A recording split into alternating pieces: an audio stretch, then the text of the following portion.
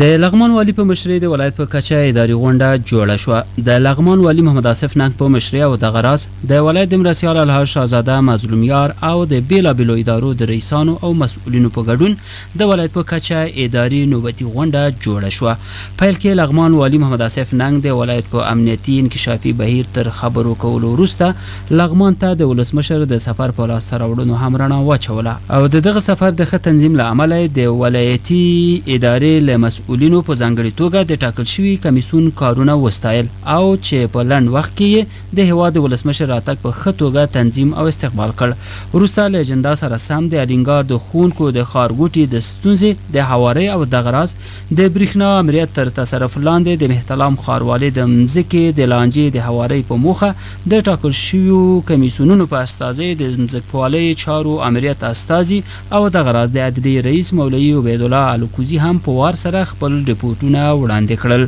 ورپسې په یو شمیر ادارو کې د کور او ښار جوړولو ریاست د طلباتو د همدې ریاست لپاره د یو تن معتمد د نیولو د کرغیو ولسوالۍ لپاره د عامه کتابتون د مځکې د تعیین د مهتلام بابا زیارت او سراج تاریخي کلا د ساتنې لپاره د مشترک کمیسیون د ټاکلو د حلقوي سړک د ستونزې د هوارۍ او همدارنګه د هیواد د خپلواکۍ د ورځې د ښې نمانځنې په خاطر د یو ګډ کمیسیون په جوړولو د بحث خبرو اترو او د لازمو تصمیمونو د نیولو ترڅنګ د ولایت مقام او د ولایت د مرستیال الحاج شاهزاده مظلوم یار لخوا د اړونده ادارو مسؤلینو ته ځانګړې سپارښتنې هم وشوې. د اداري غونډې په پای کې لغمان والي محمد آصف ننګ د جوړیدونکي حلقوي سړک په تړاو